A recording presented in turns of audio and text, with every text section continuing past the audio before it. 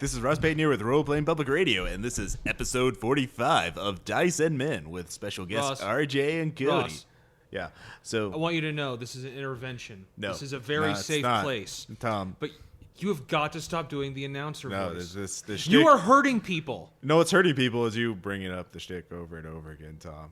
You keep speaking in the voice. I know, because that's how we start the episode. Every single episode has the same format. You don't understand how a podcast works, Tom. Maybe I do. No. Maybe I understand. Cody, you've made Cody sad already.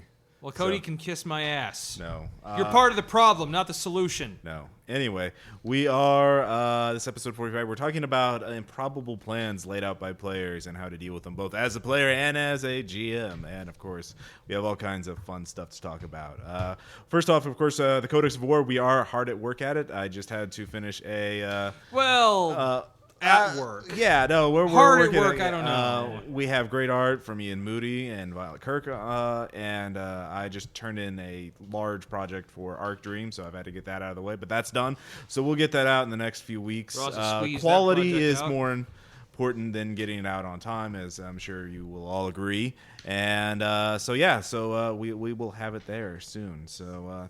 And then we'll start running those Skype games for those of you special contributors who really, wanted the privilege of me mangling your characters in a game on the internet. And he'll do it. I will. I'm going to have to request a quarter.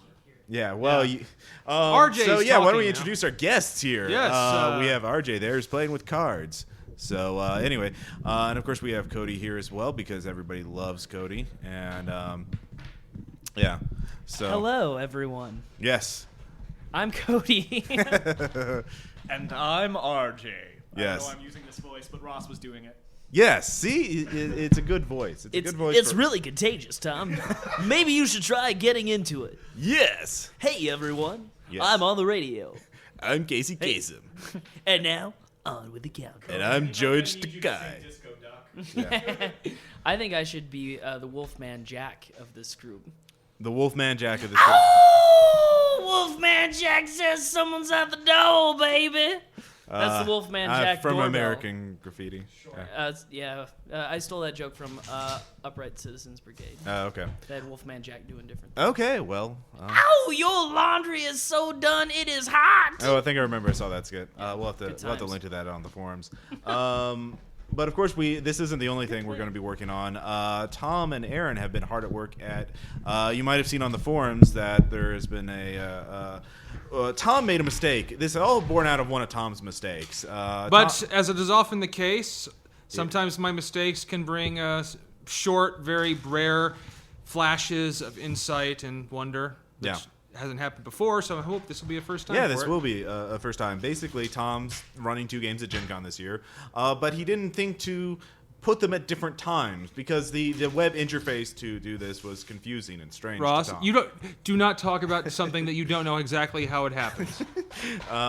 So anyways, his 2 games are scheduled to run at the same time, so he can't run both games at the same time. I'm not that good yet. No, he's not, and no one is. And so the idea, though, is that Aaron will be running one of Tom's games. So, of course, Aaron has never run Call of Cthulhu before, and he's barely played it. Should the ransom work? So we will set up a ransom to help pay to make sure Aaron gets there, because Aaron doesn't have a job right now. No. This damn economy! Yes. So we will, but during the summer we will, Tom is agreed to train Aaron in the ways of running Call of Cthulhu, and I'll help out, and we'll have videos and a blog and an update and all kinds of crazy stuff. So it will be... it's going to be awesome. And also, if it's a success, I will also write out the Divine Fire scenario as an actual scenario. So, because that's what Aaron's going to be running, right? Yes. Yeah. So I think it'd be good for him to have an actual copy so of it. We'll get that ransom up after the Codex of War is released. So keep an eye out on that. But for all you Aaron fans out there, either who are hopeful or are Yeah. who are sadists and can't wait to see Aaron run this game. Yeah. We I think, as it was put, like, Stay tuned. Was it Aaron Call of Cthulhu was like, after 4 hours, the players get the feeling that something creepy might have actually happened. But that's a funny thing. I'm a little concerned with Aaron running it simply because he is so nice. Are we gonna like run a couple of games like before? Yeah, we're gonna. The idea is that to train Aaron so that he will become a worthy cool. GM. So that the people who are spend their hard-earned dollars to run it, they wanted Tom and they're gonna get Aaron, but like hopefully they'll be satisfied because we have turned him into a great Call of Cthulhu GM. I think that there is a special kind of horror in Call of Cthulhu Cheaply Edition. Yeah. And I think that Aaron will run that game well. Cuddly Cthulhu loves you. Pokey Cthulhu. There's also one other announcement, and this is another actual play that we're going to be doing soon. As you remember, there was an April Fool's joke about a new League of Extraordinary Gentlemen, 1988, with featuring such icons as Doc Brown, the chick from Weird Science, B.A. Baracus, MacGyver, Jack Burton from Big Trouble in Little China. And our player, we recently got an email from a listener who's like, "Oh man, you guys are great. You should do we do a drinking." It's something about like drinking and listening to RPPR. And somehow Jason got the idea that they should have a drinking game during an actual play. And this is mutated in the idea that I should run a League of Extraordinary Gentlemen 1988 game while everyone's drinking margaritas. We just wanted an excuse to get drunk. Yeah, and this has been coming for a long time, and it's one of those things that it's needed a special project, and I think League 88 is really the one to do it with. So we're gonna do this on Cinco de Mayo. So this will be this will be a game for the ages. This will either be the best game or the worst game ever, or the cops will be called. Probably. And I'd like to reiterate, I don't drink. Yes, Tom. This is Tom's thing. He likes to announce. Oh, Tom, why did you bring your high horse with you? But what I like about this the most is that, like, Ross doesn't drink and Tom doesn't drink, and we're gonna get just fucking shit-faced to just make their lives miserable and make them take care of us. And I think that is a better idea than if everyone drank. So yeah. So that you're gonna have would to give me a ride home. Probably, and I don't know where you live, so. Although I will pretend to stop at every gas station I come to and pretend to fill up and make you pay for a full tank. You realize that doesn't work more than once, right? Yeah. Once is all I need. Yeah. So anyways, we're going to talk about the main topic of this is, improbable plans. It seems to be a running thing in games where players come up with really elaborate plans for either simple challenges or for great challenges, but they can baffle GMs, they can, confuse and enrage other players, yet they... Especially if they watched a heist movie the night before. Yeah, like, oh man, you do not want to pull off Ocean's 11 in Call of Cthulhu, because that's just going to end in tears. Like, all right, you make the distraction, I'll get the Necronomicon, and then we get the balloons, and then ghouls eat you all. So. I'm sorry. Yeah. So how? Why don't we first describe what is every GM or every RPG usually involves planning at some point, hopefully, on the player's part. So what is the difference between a normal plan and a crazy improbable plan? So yes, we'll go around the round table and talk about that. So from a practical standpoint, the only real difference is what you can get away with versus what you can't. I think from a more realistic standpoint, again, it's probably the difference between the assumptions that you're making based on what the other players in the crazy plan will do or what the NPCs will do versus what they are actually capable of doing and just kind of building a flimsy-ass house of cards. I gotcha. Thank you for that rousing introduction. Arousing. Hello. I think that the difference between a good elaborate plan and just an average plan is an average plan, like a normal plan, would be one or two skill checks to try and complete whatever objective that you have.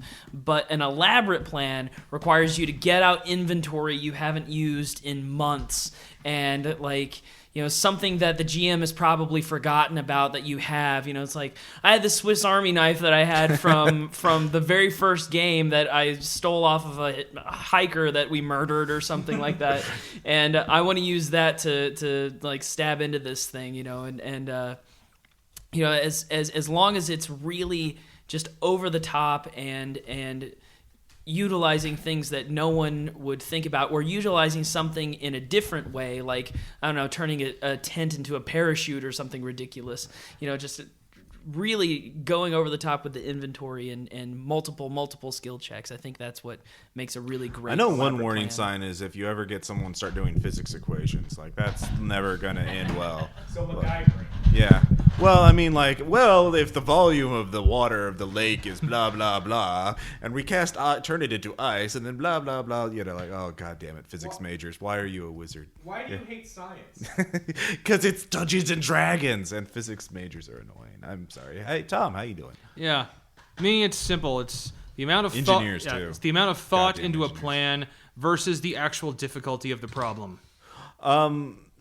In general, yeah, but sometimes you I think there is an exception when you come a very hard to solve problems. I mean, some GMs do like challenging players and like want to genuinely make you think, like difficult puzzles or something like that. For me, I think it's genre conventions. Like if you're doing something out of genre, like you don't see Conan spending 3 hours measuring out the width of the dimensions of a dungeon corridor so he can get over a fucking pit trap. He just jumps the fucking thing, Or makes a rope made of bodies. Yeah, right. I will dry the intestines out and weave it together and according to my calculations, blah blah, just cross the damn pit. God damn it. So I think it sort of depends on the genre conventions. But the problem is, with these elaborate plans, while they can be very funny, like Operation Trojan Owlbear, which basically, long story short, I was playing a 4th Ed game last summer, and I decided we'd sneak 2 dwarves into the bad guy's lair by killing an owlbear and stuffing the dwarves into the owlbear. And then, like, knocking on the door, like, hey, we killed the owlbear, let us in. And they wouldn't expect the dwarves. So the surprise dwarves would witness Nobody the day. expects the dwarves. In the owlbear. So that was funny, though. And that was good. But it's the problem with these elaborate plans is, one, sometimes you're making a mountain out of a molehill, over elaborate problems. And but on the other hand, there's sometimes there's a genuine challenge where you really do need to think outside the box in order to do that. To figure. So, how do you define like what's the difference between or really having to legitimately come up with a very elaborate plan and one like, God damn it, just fucking do this thing. I know Cody was talking about like in his He-Man game about his shadow or what was the exact. Well, I've got 2 stories regarding this one. I just remembered another one. The first one I actually heard from a friend of mine.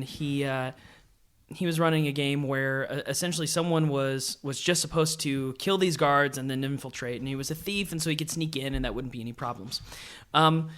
So really simple stuff. I mean, doesn't take any thought of what to do. Just a couple of dice rolls, and he's in. But instead, the player decides, he's like, well, I've been carrying this length of chain for this entire game, so I want to dangle my chain down, choke out the guard, and kill him. I'll dangle you. I'll kill the guard, and then I'll sneak in. And my friend who is GMing, he's like, I don't have a number for that. I don't know how to DC that. That's just ridiculous, And so he kind of makes something up, and the guy rolls for it. And then Caleb rolls a spot check for the other guard to see if he sees it, and he rolls a fucking 1. And so this guy just gets strangled to death by this chain, and it's just completely like it's totally unnecessary for that to be so elaborate. From retirement. Yeah, from my He-Man game though, essentially people were supposed to just break into this. They were going through the sewer system to infiltrate this fortress, and all they had to do was just complete a couple of simple stealth rolls, and that would be okay. But Tim decided that his to come up with the most elaborate plan he could, and 10 sessions before that, they had killed like the Trollans, which is part of Orko's race. They killed a bunch of them, and they stole all of their robes, and they decided to dress in their robes. And I was like, well, you have one character that's like 5 feet tall, and all of the Trollans are like 3 feet or something like that, and they float. And they're like, oh, it's okay, we've got this spell and this spell, and we've also got this and this and this that we can do, and once he broke it down, you kind of sat there and you're like, well, it would work. I mean, that would work, but you're taking at least 7 extra steps that you don't have to have when we could have just rolled a stealth check to see if anybody sees you. And Moore's Law. Yeah, and they ended up like burning down this entire building, and it was really, I mean, God, it was so elaborate. But I marveled at their ingenuity and their intelligence behind it, and so I was like, all right, yeah, you did it. Good work. There is another issue with these elaborate plans is sometimes you will come against situations where like what the rules are silent or you can't figure out, like garroting the guard with a chain. Like it's really annoying. I know like sometimes the players want to do something like that. But yeah. Well, I mean, for example, talking about that, like in in third ed D&D, the +2 -2 conditional modifier that everyone ignored all the time, and we all use modifiers from like -10 to plus, whatever we want to do. I mean, there is sort of a mechanism for if you want to do something crazy, you can with a -2 penalty. Right. But at the same time, I think most GMs kind of wink at that as they drive by it on their -10 penalty. Yeah. It's one of those things where player plans, and you almost need to remind them of this, that there is the military principle, keep it simple, stupid, and Moore's Law is a DM's best friend. If people want to have these crazy elaborate plans, well, an example you did when we were pre-talking was, a guard came back because he left his daughter's, wooden horse gift for her birthday on his desk that he'd finished whittling, and, he stumbles upon you as you're, walking around talking about your genius plan with 48 steps. Yeah. I mean, that's a good point. Like, the more elaborate your plan is, the more likely it is to fail. I mean, like, think about, machines, and the more parts you have, the more there are to break. And Da Vinci. Yeah, exactly. And I was disagreeing with you. Da Vinci had elaborate things. Walking men and tanks and yeah, one did any of them actually work? You don't know. Wait. You weren't there.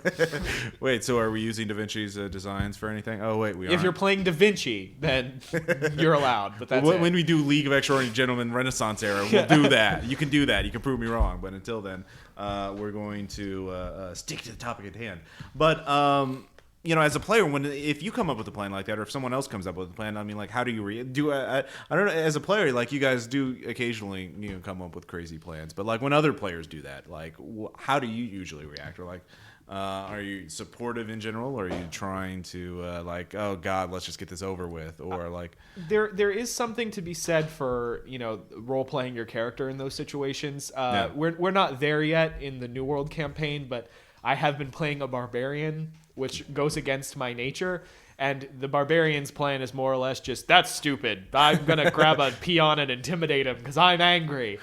And, there is something to be said for that. But, I mean, if you're playing an idealistic character or a character who wants the respect of the other players or something like that, you may go along with it. Or if you're playing the all-knowing wizard, you may be like, that's dumb. Here's my elaborate plan. I mean, there is something to be said for role-playing that. Along with what the character lines say. And to be fair, if someone describes a plan in sufficient terms in-game that it sounds like a good idea, there is an element of metagaming if your outside player goes, no, that's ridiculously complicated. Because, if someone's explaining to you, well, we're just going to do these simple 5 things, and even if it's not really simple, but that's how it's explained to you, then maybe you should go along with that. Right. Or Tom, you seem to favor, pretty direct characters. Well, I have. It's mainly when I'm GMing. I have players that prefer that, but it's been kind of my experience that a plan becomes too complex when it starts detracting from the fun of the rest of the game. Okay, that's a good. A good planning session can be a lot of fun. Just like we used to think a good arm up, suit up scene could be kind of fun too. If you know what I mean. No, I don't actually, because like, what do you mean? Like, I know like shopping. Like, I know in every D&D game, like, okay, you get 30,000 in gold. Like, oh man, we need this. Oh, do I need this? No, yeah. well, it's what we used to do. What we used to do when my group was actually all there. Okay. Was the scenes when we were about to step into battle and we're in the armory. It's like, all right, so now, what are you guys going to bring with you? Okay. And it's the scene where we start describing what we're going to bring. Someone would bring in some, action movie music. Start doing that. I don't know. It just seems like the quick cuts that you use from and now it's just a picture of my boots. And then I'm, strapping things to my chest. Putting things in pockets. Oh, RJ. And pouches. Yes, are you listening? We had lots of pouches, but blood pouch. But when it's that's a character. I say it's if the group is really close, then you will know for sure when it's too elaborate. When the players you played with for a long time say, "Dude, can we just move on now?" Yeah. I don't know. For me, it was always shopping trips. Like every D&D game stopped at one point. Like especially in third ed games, where it's just drooling over. Like, I need this magic item. I'm gonna craft this and make this and blah blah blah blah blah. But I see what you mean. But your working that definition of when it stops being fun. I mean that the whole point of this. Well, and that's a group consensus thing. So I mean.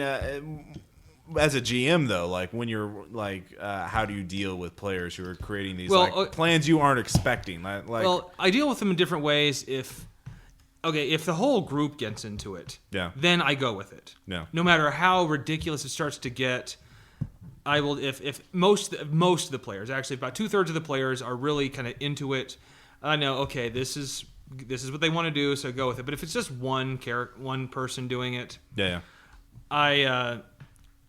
once again, these people, usually I know if I can say, okay, just so I go. We kind of got the gist, right? Right.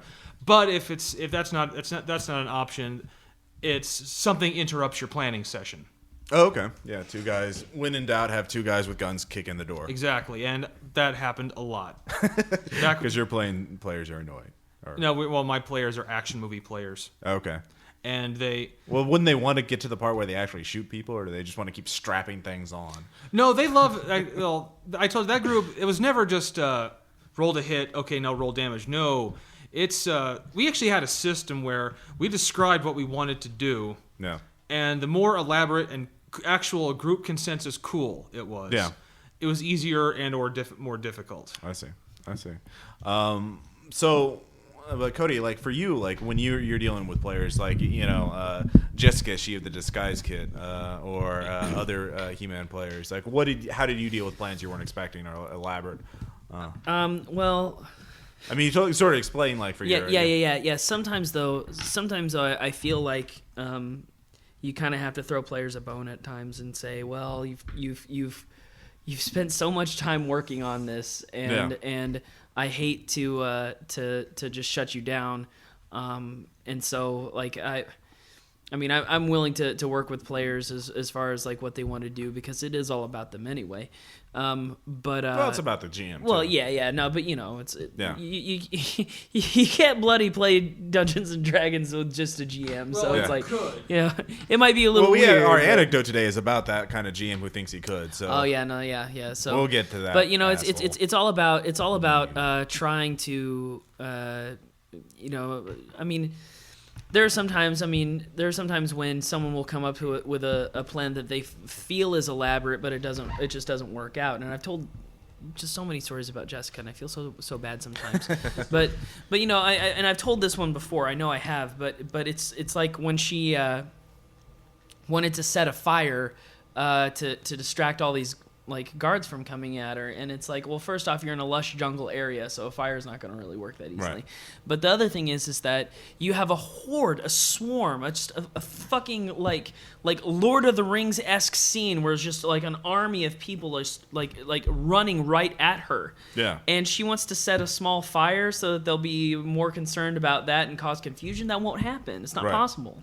Unless you can just pull a fire starter and start a huge raging inferno. I mean, there's no way she could do that. She was like a thief or something. Equivalent to that. Not a possible. Rogue. Yeah, and so I was like, okay, well, it's not, and that was one of the instances where I just tried to say to her, it's like this is not. it's either too elaborate or it's just not elaborate enough, Right. you know. And that was just a bad plan more than an elaborate one. Right. And I wasn't willing to compromise in that situation, and she got really, really pissed off at me.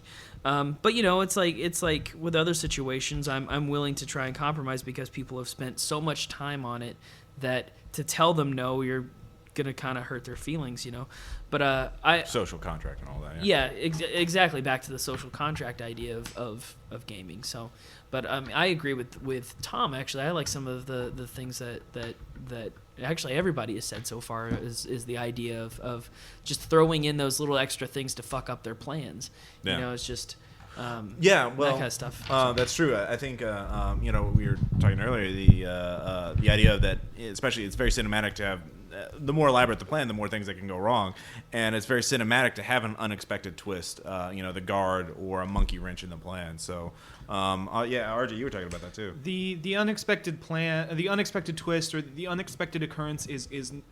I mean, if you look at role playing as a sort of collaborative storytelling medium, because that's what it is, you start to realize that a lot of times in sort of particularly one-shot adventures and things like that, a lot of the NPCs are flat. And the reasons that they're flat is because their lives don't continue except when they're on screen, so to speak. Right. And so I think an important thing to break elaborate plan making, or to throw that wrench into elaborate plan making, or to make, you know, realism you know, present in these types of scenarios, is to realize that everyone has motives. From the loneliest, you know, janitor to the big bad evil Lex Luthor villain, and you know, they're gonna have their own shit going on. And so if you want to, you know, have someone go to the bathroom in the middle of a thing, and you know, they're supposed to be in their, you know, their office doing evil office things, but instead they're peeing. Like, well, we didn't figure he'd drink water and evacuate fluids. No, God. Like, he's a were-human. I know. So it's one of those things where the more sort of realism and the more you can bring, like, you know, people have to eat, people have basic needs they have to take care of. Right. They're on the phone, or, you know, maybe your villain goes for long strolls where he considers his villainy, like on a moonlit veranda. Like, you know, these are things that people do. He monologues and to the moon. And so instead of them just sort of like becoming mannequins when they're not directly interacting with the players, I think your players will learn pretty quickly if a whole bunch of stuff is going on they're not aware of, because they didn't even think to consider those kinds of consequences or those kinds of that is true. I mean, there is a danger in getting too caught up in the behind the scenes stuff. I mean, as we'll see in the anecdote, like there is an extreme of that, but you do need a degree of that the world is alive, that it interacts with it pushes back when the player is pushing it. Yeah, I actually wrote this in my portion of the Codex, which you guys will see eventually. Yes. But in 2048. In 2048, yeah. I thought it was 1842 right now. Yes, it is. Well, it's a singularity. Yeah.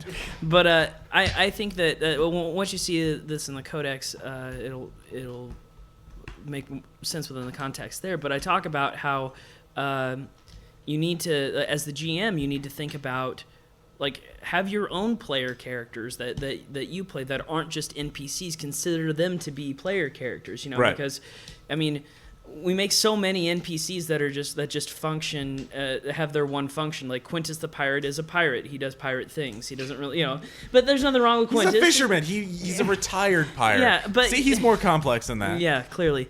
But you know, it's like you know, we all have those NPCs that are just one note characters. He's having troubles getting along with his granddaughter. Okay, thank you. Now he's come alive. Thank you for immersing me in the world.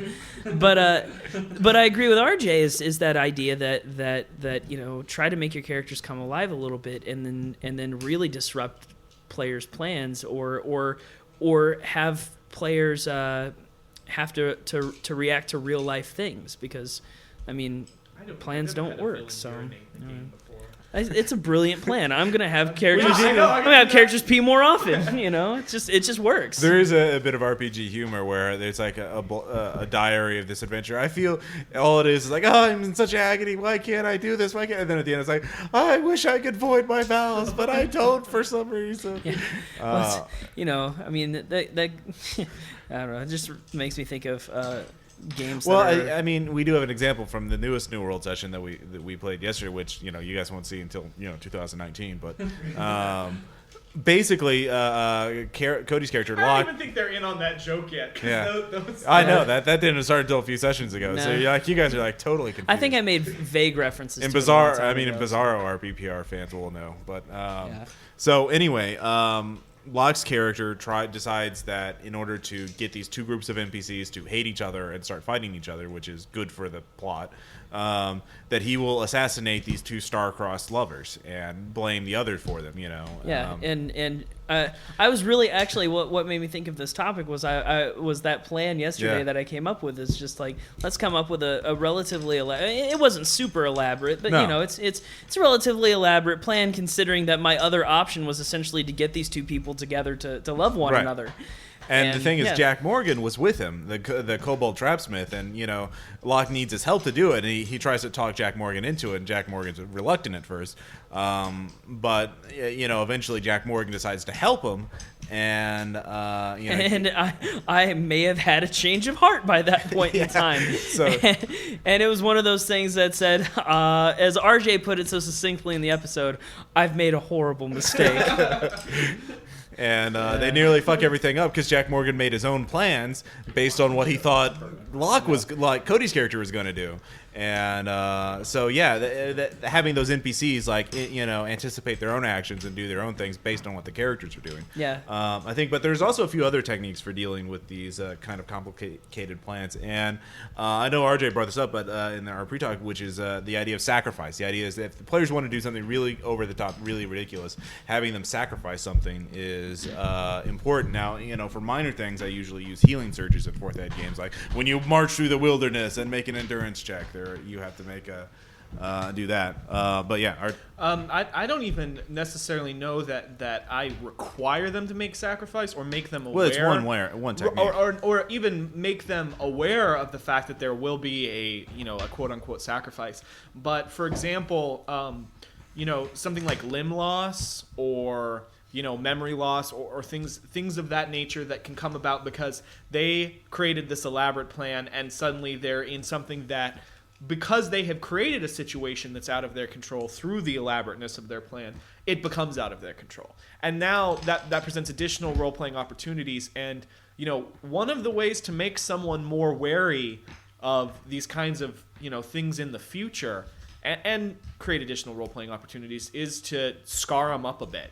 And not the, I have a cool scar over my eye, look at me, I'm a cool scar guy. But you have no eye. Yeah. Try and shoot to the left. Or you have a scar on your lips. It looks like you have a hair lip. Yeah. Yeah. Try and look cool and sexy with your hair lip, man. Yeah. But that's the idea there is that if you, it's also, going back to storytelling, it's, if you want to do something really against the odds, there's usually a price to pay. You don't get to tug on Superman's cape without, getting super punched into the sun. Because Superman's a dick. Don't you know that, Cody? Yeah. But there's actually, I've been in a few games where actually the GM has forced the hands of the players to come up with a more elaborate plan than they wanted to. Oh, yeah? Yeah, it was a... Ross. Ross, the difference is, Ross does it kind of cool. It makes you think. This was just a dick thing to do. It was, we were running Star Wars back in early 2000. Yeah. And... there was a ship that was docked that we had to sneak onto at this space dock. So was this Matt's game or was this? No, this was another one. Okay. Space dock. So the characters go up. And they want to. So it's docked. There's the bridge and the docking clamp on the ship. I say, okay, well, there's a guard. Like, all right, well, we may make some stealth checks. It's like, and thing is, he just described this guard like smoking. I was like, okay, well. All right, we'll try to sneak up on it. At a space dock? That's dangerous, all the space fuel around? Well, that's what we thought, but it's space fuel, so maybe it doesn't need a cigarette. No, fuel is always explosive, Tom. Anyways, go on. But so then he says, he's wearing infrared goggles too. Like, oh, okay, well, I guess we're gonna have to keep low to cover. He also has a motion sensor. Like, what? Okay, maybe we can come in over the ship. The ship has motion sensors on its hull. And this was like, we essentially had to do an Oceans 11, 12, and 13 because everything we came. Was Julia Roberts? Yeah, someone was Julia Roberts. Tom was Julia Roberts. Yeah, I was playing a Trandoshan at the time too. I was a hot Julia Roberts. Your smile is almost as wide as hers. Yeah. Anyway. But I mean, it was a good 35 minutes of every plan we came up with. He's like, oh well, this ship has this too. Wow, he's just a dick. So finally, we just say, okay, does this ship belong to the Emperor, or the Emperor's really paranoid, retarded cousin or something? He's like, no, it's just a smuggler. So I think then the other thing is, we finally just decided, we take off in our ship and we blow it up from our ship. Like, well, you can't, like, well, you said it was powered down except for its the external sensors. Well, yeah, but we blow it up. Wow. But I've actually had GMs force it, because apparently he had just seen some cool. I think it might have been not the Italian Job, like the heist or the. That's racist. Yeah. Or some one of those heist movies. Right. And- Heist with Robert De Niro. Yeah. And Edward Norton. Yeah. So we were thinking he really wanted to lay that on us, but not tell us, and then let us seem like I'm an awesome GM. I thought of this, right? You liked it? Okay. And That's just railroading. That's just horrible. I know, but it's it made us think on our toes a lot, but it wasn't. Well, it really wasn't. It was like blindly pushing for the right solution. Like you keep hitting okay, we sneak. No, that button won't work. Okay, we push this button. No, that won't work. Push this button. No, this won't work. God damn it. It's like finding the one little pixel hidden in one of those old adventure games. Like, Escape. King's Quest. Yeah, King's Quest or I'm Maniac Mansion, I'm so sorry that I don't have the right flavored jelly bean. God damn it, for your plan. Yeah, or your I don't speak your crazy retarded dream logic. I don't know what you want. But that can lead to that stuff too. Yeah, that's certainly taking it a little too far. Because as a GM, you need to have that flexibility. You need to be willing to listen to the players and come up with Now, if it really was the Emperor's retarded cousin, then it would have state of the art security. Because Sub-Emperor Cletus is a treasure, the mascot of the Empire, and everybody loves him, and they're going to protect the hell out of him. Yeah, but it's different when at first he just says, okay, there's a sentry on the walkway. Yeah. To going up to now he has but he's wearing Iron Man armor with a complete set of visual audio and motion sensors. You got a plasma battle rifle. Well, they're just misplacing resources then. I mean, I would just find out the company's financials and figure out how to buy them out because they're wasting so much money on a fucking guard.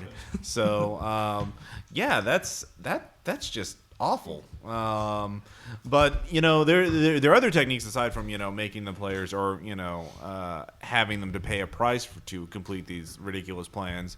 And I think one of the other ones is letting the dice roll where they may, like saying, all right, so you want to tightrope walk across the two buildings, then, pick the lock, then sneak in, steal the document all by yourself. And, okay, well, then you can try it, but, you need to make these skill rolls. And if you fail, you're going to either fall off and die or get caught. Or trigger something. Yeah, trigger something. Yeah, the more elaborate the plan, the more rolls you have to make, and the more chances of failure. And, let them know what the stakes are up front so they can say. Rube Goldberg should come to mind. Yeah. So, RJ, you wanted to... I think we've all been there, and we've all seen where someone will use this maneuver but go too far, and they're like, all right, well, you can roll, and if you roll a 20, then it happens. And they do roll a 20, and then you've got that DM egg on your face look, and everyone's like, oh! We've all been there. Yeah, that's true. I mean, that's the far extreme worst, Well, I mean, on the other hand, it's a test of the GM. You have a good GM who can roll with that, and can actually continue on the game. But you have a bad GM who's falls down and flames and dies. But I mean, I guess with that, are you making it a skill check? If it's a skill check challenge, do you do a straight die 20 luck roll or die 100 luck roll? I mean, depending on what the situation is. I mean, are you leaving it down to player skills, or are you leaving it down to, roll the dice, and if certain numbers come up, then yeah, sure? But yeah, and again, it also depends on the stakes too. Like if they're trying like I assassinate the president by I'm gonna aim my rifle up and then try and arc it like an indirect fire artillery shell. That's actually how you fire a sniper rifle. Do you not know how to use from 5 range? miles away without direct line of sight? Do you not know how to use range sights? That's what those circles are. I know, but Okay, I'm talking like indirect fire. Do you know what indirect fire is? Yeah. And ricochet. Yeah. I can use gun words. Just because I'm gay doesn't mean I don't know anything about guns, Ross. I'm real gay. Almost like Cody levels of gay. Yeah, they were talking about which wrestler they are attracted to the most. We both agree that The Rock is a pretty attractive man, and that we would be willing to. Your wife doesn't listen to this, does she? No. Yeah. She wouldn't care. I would tell that to her face, and she would agree with me. So that's one of the things she finds. That's one of the things she finds endearing about me is that I'm willing to talk about how attractive some guys are. Like the guy that plays Green Arrow on Smallville. Oh man. my God! Oh my Lord! Oh my Lord! I have the vapors. Oh, he played Aquaman on the Aquaman pilot. I don't watch Smallville. Oh, I don't either. But I mean, I just except for this. I watched the Aquaman pilot, and oh my God! You fired an arrow into my heart. That's all I'm saying. Oh man! Right. Yeah. So what else do we have to say about elaborate plans? I've kind of lost. Do we have any other? This kind of went somewhere dirty. Well, yeah, like this. Yeah, this is so new for RPPR. I mean, like between Frog Snatch and Cum Shitters and the Screaming Pelican, we're just We're class acts. Yeah, class acts all the way. So, but any final thoughts on elaborate plans for in games and overly crazy? Well, I say that elaborate plans are like a lot of things in games. They can be fun if done right. Right. But they can be a royal pain in the ass And bullshit. do you have any if it's particular wrong. good examples of elaborate plans? I mean, for me, mine is Operation Trojan Owlbear because surprise dwarves. That was fun. And but were there any crazy elaborate plans that you think that you remember in a positive light? Tom, anything? They were all. We horrible. did a lot of them in Matt's games. Yeah, because Matt didn't know how to deal with us. Yeah. It's like building a ship out of blaster rifles, and all that kind of fun stuff. Yeah. Because I would steal them, because all the bad guys had blaster rifles, and I was a kleptomaniac Jedi. Who's going to be the USS Blaster Rifle? Oh, and no, there was one. It's not quite a plan, but like there was one guard. I'm probably mentioned this on the show before. I was the one Jedi in the group, and there was one bad guy, shooting at us, and I used the Force to convince him that he had a urinary tract infection. A very painful one, so he couldn't shoot at us. So I saved his life because we didn't have to kill him, but like I could have just forced thought him into, or whatever the ability's called, into unconsciousness or whatever. But no. And I remember Matt wanted to give you a dark side point for that. You're like, no, I just saved his life. Exactly. So it's I'm not being a sadist. I'm being sensible. So I think the New World is filled with just so many elaborate plots that certainly. Session 8. Yeah, like Look out for it. there was I remember we had I guess this one isn't one that succeeded, but it's just an example of our elaborate plots, more or less just like deflecting to something else. It's like whenever Ross clearly is like, it's like there's a group of lizard men that are on their way and they're going to kill you, and Tom's like, well, it wasn't just Tom. Everybody was on board with this. We're like, all right, let's go and recruit the lizard men and get them to join our sides. And Ross goes, well, they worship Thrasidon and they're all kind of evil. No, I don't think I said that. Yeah, but it wasn't Thrasidon, but it was something like pretty. They were barbarians. Yeah, they they're were pretty savage. fucking evil. Yeah, they were pretty ruthless. And we're like, it's okay, we can talk anything out. And then we eventually like went and tried to talk with them, and Ross, being the infinitely kind GM that he is, he said, okay, well, all right, yeah, I guess we would join your side if you went and killed the Hydra for us. And then we're like, oh, okay, yeah, we'll go kill the Hydra. And we're like, wait, that Hydra must be really tough. Let's see if we can do something to convince him to do something else. And it was like everything we did was trying to do something else, to try and avoid something else. And it goes back to that old RPG trope of I need this sword to be made for me. Okay, well, if you need the sword to be made for you, you have to go and get this mineral over in the mountains. Get the red key to open the blue door. Yeah, and the only way to go and get the mineral from the mountains is if you go and have like a special whistle to get there. Well, the only way to get the whistle is to go and bribe this old man. But the old man only eats herbs from this town, and the only way you can get the herbs from that town is if you go to this other mountain and get like fire water or something like that. It's just like on and on and on.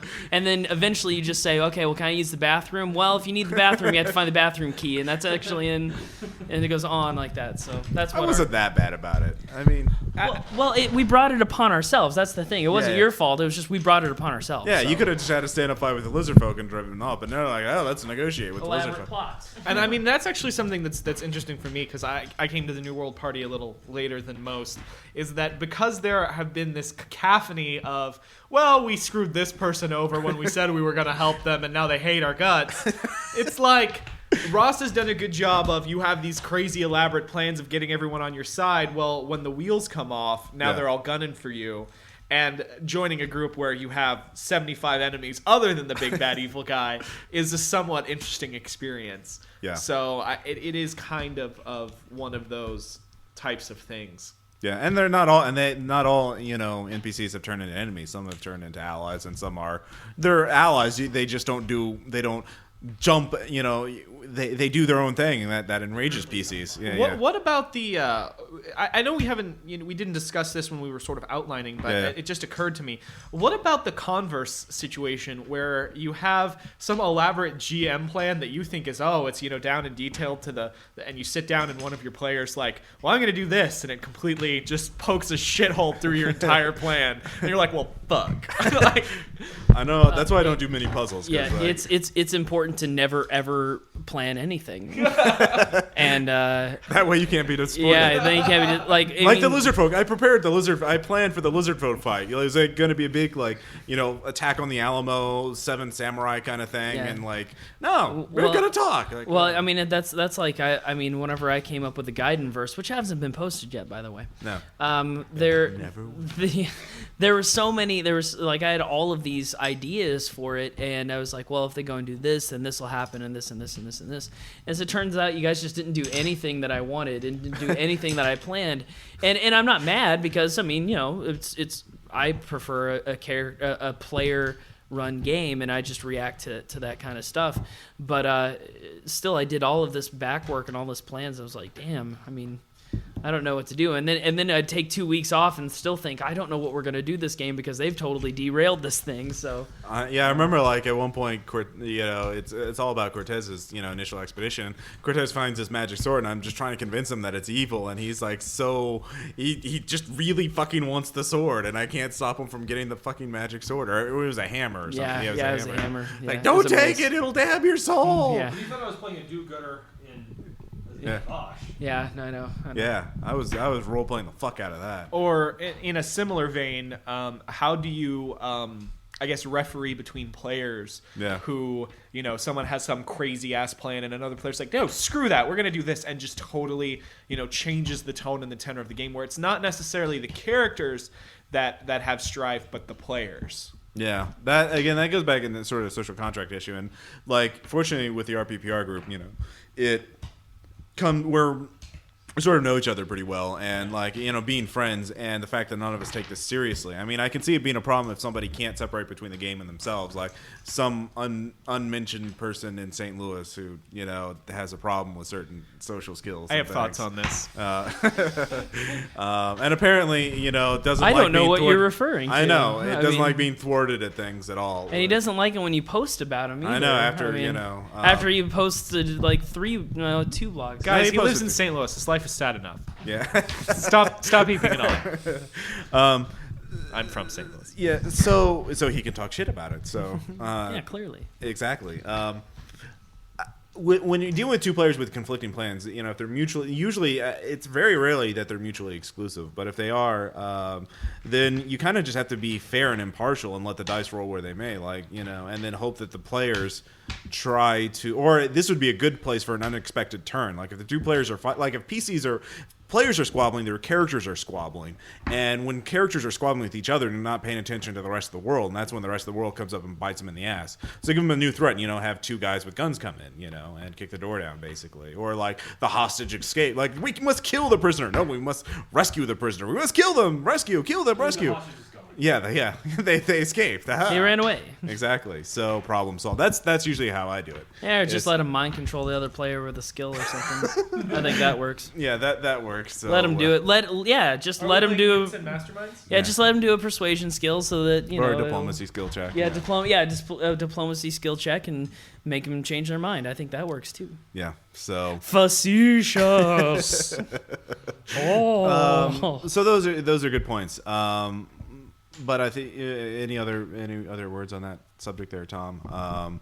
But because I think overall we nothing. So okay, so I think we've sort of wrapped up this sort of subject for now. When we come back, we'll have a anecdote from Ian Moody, artist for the New World. Woo, we love you, Ian. We'll be have shout outs. Tom doesn't have a letter, but we'll spend extra time on this anecdote because this guy's a jerk. So we'll be right back. Not Ian Moody.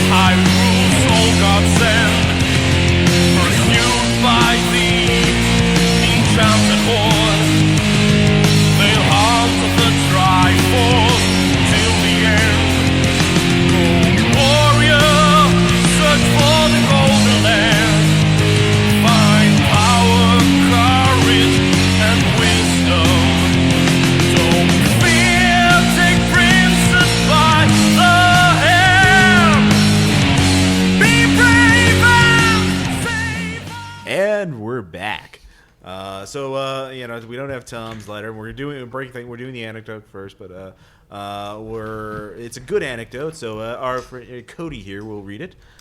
All right, this is from Ian Moody. I'm trying to hold it in a way I can read it. There we go. I entered my most recent game with high hopes.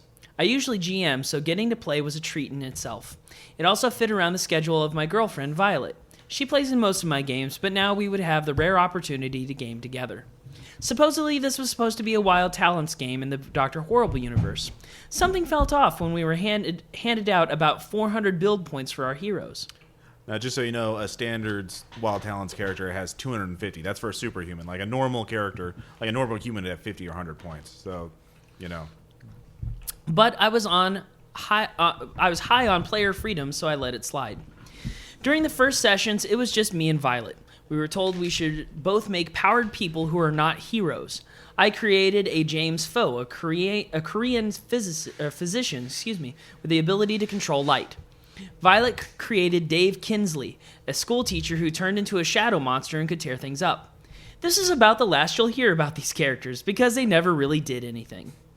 In the intro game, we were thrust into meaningless fight scenes designed to pull our characters, I'll remind you, a doctor and a teacher, into the world of superheroing.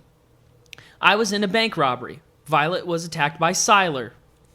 From Heroes. We're treated to a fanboyish rant about him. Ooh boy. After Violet finished decapitating Sylar, police chiefs that magically knew our identities, jobs, and complete power descriptions showed up and told us all about ourselves, and that we were now to be the anti-superhero police force, or we'd be arrested. We both said no, and were then threatened more, and eventually told we'd be contracted when it was time to fight crime. I guess that's like being arrested. Maybe the police are soft on superheroes now. In the next session, we encounter 2 of the GM's former PCs. He stops game to apologize for including them, then describes them in great detail and how awesome it is that they're floating. I hear a slight pounding in my ears that unfortunately does not keep me from hearing what happens next. We are dragged into the headquarters of the Resistance, where we are, without a defense or any knowledge, mind-controlled into seeing some overly described building interiors by another NPC named the Director, who has a penchant for grandstanding. The point of all this is so he can tell us about all about ourselves and our powers, then show off his own for a while. He asks us to join the resistance against the police. After staying for a while because the door is locked and unbreakable, we are permitted to leave. Cue Benny Hill music. We talked to the cops, who sent us to the NPC villain, who sends us to the NPC hero, who sends us to another NPC villain, who tells us not to talk to a mysterious super named Skywalker, because he was mysterious, terribly mysterious. And we're told about our own powers twice during this time. Dear gaming gods, I want to die. Next session, new players join the fun. Let's call them Lisa and Tyler. Lisa played a psychic and Tyler a teleporting ninja. We found an excuse to form up into a group and decided to go visit Skywalker. Lisa was immediately mind-controlled without a save into walking down the street so that the director could grandstand a bit more and introduce himself. He told everyone what their powers were again. That's 4 times for us veterans. And beat everything we tried to do to confuse him or hide without making a roll. Excuse me. He couldn't figure out why we were upset. Of course, he was an illusion guy, so we couldn't hit him. But we tried. Oh, did we try. After an hour or more of trying to get away from the director, we were finally released. And were immediately met by Skywalker, literally without having had the chance to move. He talks at us some more. He mentions that there might be an arms dealer who knows something about the missing supers. Violet set this next session out because she was smarter than me. It was me, Lisa, Tyler, and the new guy. His superpower is to fuck up anything that starts to be interesting. And also technopathy, I think. We decide to go after the arms dealer. New guy dicks around and makes references to memes. The GM stops to add his own meme stories, sending our teetering game fully off the tracks in a slowly screeching fireball of tedium and randomness. Another hour concludes the elaborate plan to swap the psychic with his driver en route to a meeting that evening.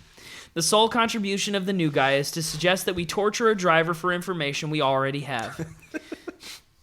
When we get to the building, Lisa is told that she goes outside to park the car. No chance to appeal or say otherwise for the psychic. A slow hemorrhage must have been seeping into my brain because I wasn't able to move to scream at this. We managed to replace a pair of guards and are ready to take out the dealer and his opposition in one strike, when new guy makes the lights go out. The bad guys, of course, know we're behind it because we're guards, right? They always make the lights go out. Fucking guards. Shooting starts. Bombastic action and fun. By that, I mean the session ends there before the first shot hits home. We met the GM once more after that clusterfuck. The other players had bailed that night, and he hadn't bothered to tell us, so we were waiting when he showed up late. He told us that we'd probably not run the game that day, but that he expected to wrap it up the next session since we were at a climax. Cackling with glee, he tells us how we're going to hate his ending. I take this to mean he has some sort of TPK-inducing plot reveal, since we have no idea what's going on yet. He's shocked when we decide that we don't want to be in a game we'll hate. His world is turned upside down, and he starts backpedaling. Well, it'll make sense from my perspective. I was just joking about that. You won't hate it. But it's too late. This motherfucking time vampire has revealed himself in the daylight, and he can't undo what he's done. I can never have those 20 hours of my life back. This guy was a textbook RPPR bad GM. I don't think he could say the word social contract without his tongue bursting into flames. So, this story is interesting because it just how many ways this guy is a bad GM. I mean, for me, the thing that gets me is that he's having the NPCs read off the power descriptions of the players, not once, not twice, but like 4 or 5 times. It's just, wow. And and when like Sylar from Heroes shows up, yeah, not just a character like him with similar powers. Yeah, no, him. Yeah. And of course he dies instantly, or the characters. 400 points is really powerful. So, but I mean, this is. And of course, the no save against mind control. Yeah, no save, no rolling against powerful NPCs that talk at them for several hours.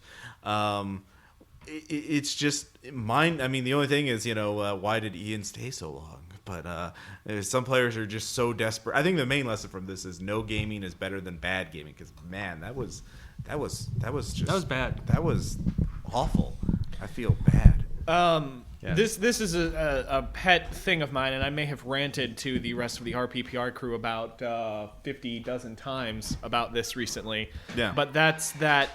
When it comes to superhero games, man, you really got to know what you're doing, because the difference in power level between even a low-level superhuman game and, say, something like Call of Cthulhu or World of Darkness or even Dungeons and Dragons is that you have characters who can do shit like mind control, or who can move planets, or who can fly at the speed of light, or who can do any number of things that, from our perspective, yeah, you can sort of, but I mean, even look at the superhero movies or the superhero films and literature that come out, and, they keep things pretty, pretty grounded. Easily visible, identifiable. Superman lifts a plane, not a mountain, or Iron Man, flies at Mach 2, or the X-Men have laser beams and can summon a lightning bolt. They keep things grouped in what we can understand. But I mean, if you look at a group of characters like the X-Men or the Avengers or the Justice League, characters who have abilities that make them,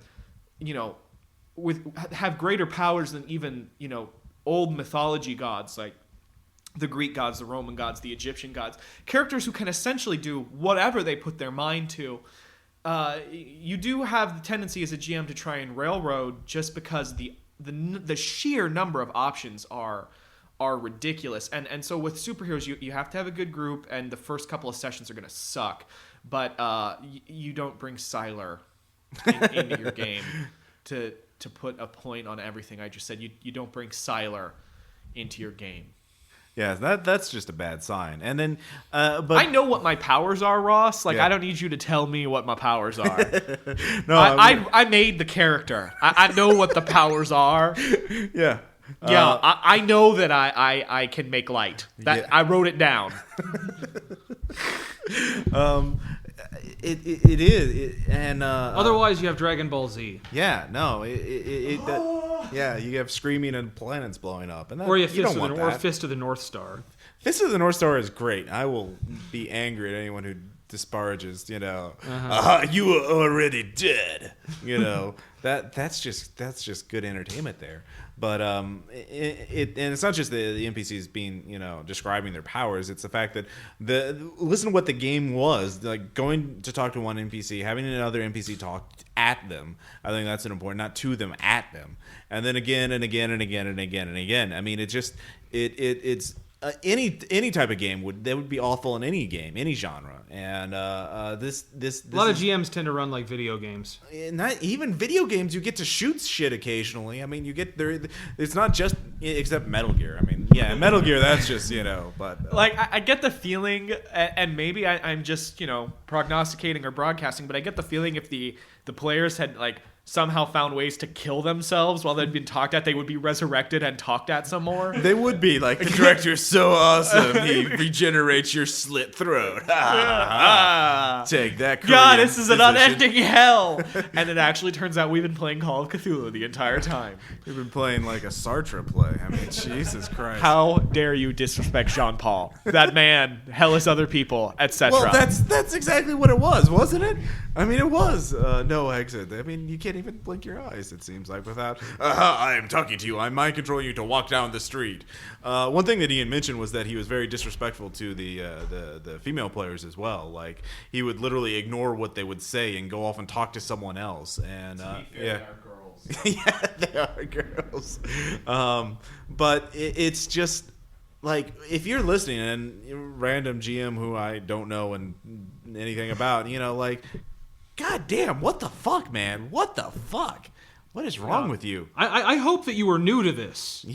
I really hope that you're not an quote-unquote experienced GM and still do this shit. Oh, I bet he does call himself experienced. He's like, oh, yes, I'm a great GM. Oh, yes, my plots are so... And the thing is, he was so pleased with himself about his plot. And, it's going to make sense to me, It's all, and that's what I think it gets to the heart of the matter. That game was for the GM. Yeah. Not the players. Yeah, it was a little I puppet think it's show. like, it's for me. This is mine. Yeah. Oh, my God. I almost feel like with superhero games in general, and I love Mutants and Masterminds, and I even love Heroes and Champions, and to a lesser degree Palladium, because I'm a sadist. But Masochist.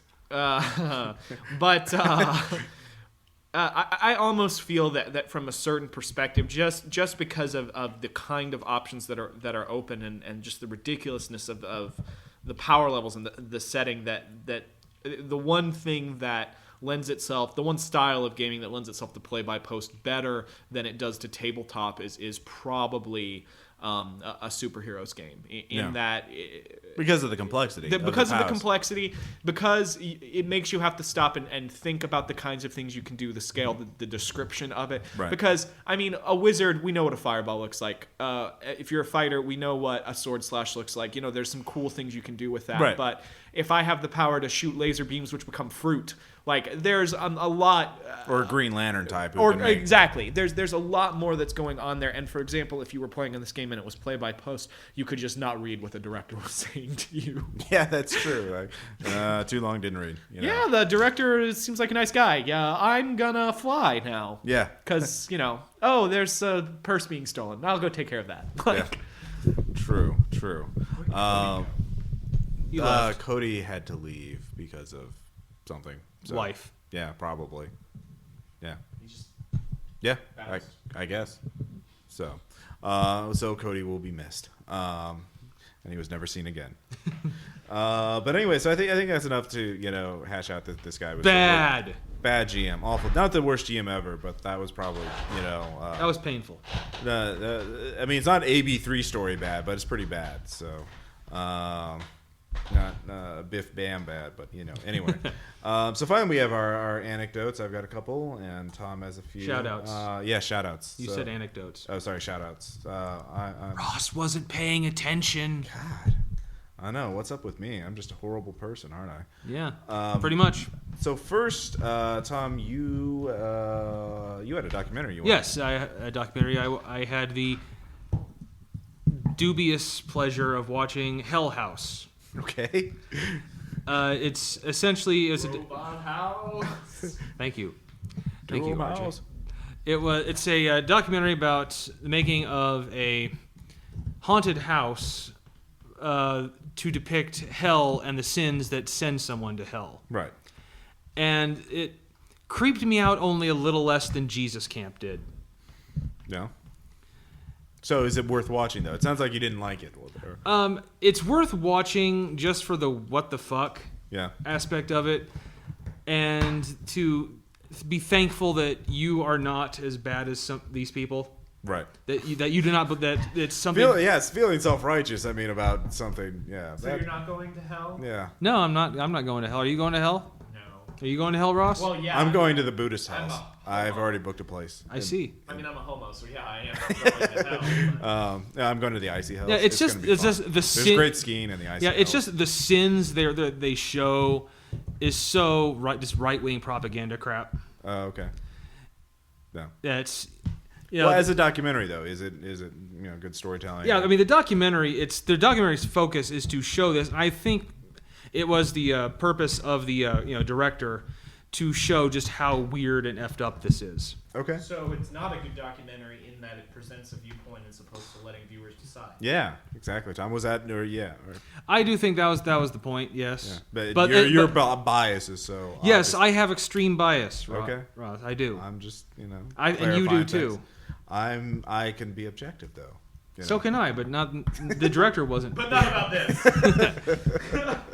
I can be objective, but I don't want to. So for me, a couple video browser game called Echo Bazaar. It takes place in 19th century London, that's been pulled underneath the ground. It's very entertaining. It's unlike other browser games because it's not like, oh, you kill monsters or you build your little city to level up or whatever. It's like, oh, go drink with bohemians and then plot a revolution with the anarchists and then, go drinking some more and then steal from the orphanage. It's like being a 19th century, yeah, basically, and looking good doing it. So, it's fun. It's got good writing too. Like it's like the only browser game I found with good writing. It's still in beta, but I'm on there, and you need a Twitter account to play. But it's because that's how it hooks in. You don't need to log in. If you're logged into Twitter, you can play. So, but yeah, it's fun. So, RJ, you had it's beginning to become a little old, and it's beginning to show its teeth. But there is a sequel coming out. But I want to recommend Cerebus's Sword of the Stars. It's a 4X strategy game for the PC. It doesn't have a heavy system requirement, but it still looks beautiful. And if you have a multi-core computer, it's great to play because it only uses one core. So you can do other things while you're playing it. It's a great 4X strategy game, and it differs from a lot of 4X, it's a turn-based game. It differs from a lot of the other 4X strategy games where the only differentiation between races or groups or nations, or depending on what genre you're playing in, is instead of I have a +5 to mercantilism and a -5 to diplomacy because I'm the traitor people. Instead, the races play very differently. Each race has different ship sections and a different drive tech in terms of getting from star to star, and that definitely affects how you defend and play your world. There is each race feels sort of organically like a separate entity. It's a great game. The strategy is content, and it eschews micromanagement for more of a chess-like strategic feel.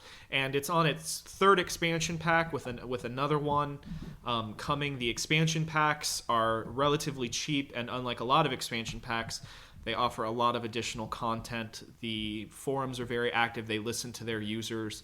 And like I said, a sequel is upcoming sometime out next year that will continue the storyline. It is a fantastic, fantastic game. I've been playing it for years.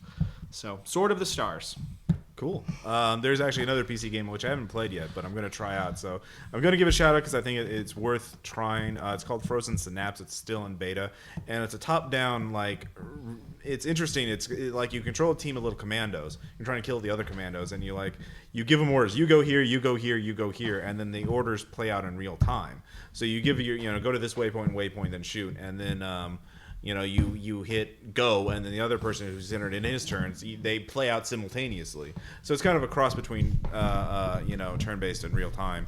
And kind of like Fallout Tactics back. Well, think like Rainbow Six, planning sessions.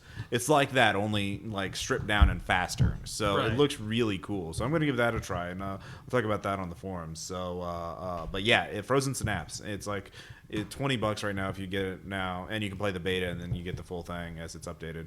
And then finally, not technically a normal shout out because I am a writer for Arc Dream, but Arc Dream has 2 books coming out. I mentioned them before. One is Bigger Bads. It's for monsters and other childish things. Giant monsters, right? Not just giant monsters, threats, new rules, campaign models. It's a lot. There's a whole lot of really cool stuff, but yeah, giant monsters is the main thing. Giant honking monsters, and Godzilla's your buddy. Godzilla, and bigger than Godzilla. So there's a bigness rating. You can bigness from 1 to 5, and and the biggest one is Biggerest, and it's really cool. And then of course, Our Dream and Pagan Publishing finally come out with a new Delta Green book at long last. Targets of Opportunity, over 200,000 words, over 300 pages, including a new ghoul clan in New Orleans. So I like the ghouls. Monte clan. Oh man, these are evil bastards too. Brain-eating sociopath French bastards. Oh, they're French ghouls. Yeah, they are. Son of a whore. They are, and. They're the Cult of Transcendence, disciplines. I mean, just there's so much cool stuff in there. There's even a Canadian mythos-aware covert agency called Epic. And we can tell them what we think of it in August. Yes, face to face. Yes. Well, it's going to print right now. The PDF is out. If you pre-order it now, you can get the PDF. I've been reading the PDF because I was one of the people who pre-ordered it, and it's fucking awesome. If you love Call of Cthulhu or Delta Green, you need this book. It is just ridiculous. Greg Stolz can hide, all the Scott Glancy, all the Delta Green people have written for it, and it's just fucking amazing. And I've barely dug into it. So, yeah, get it. It's awesome. Get it now. Yeah, Tom. So, so any final? So I guess this is about ends this episode. Did you? Want to say anything? Okay. But anyways, so we'll see you next time. This has been RPPR, Role Playing Public Radio, episode 45 of Dice and Men. I'm Ross Payton. I'm Tom, the other guy. Yeah, and Cody's already left, but... Cody. And fourth special guest, RJ. Yeah. All right, we'll see you next time.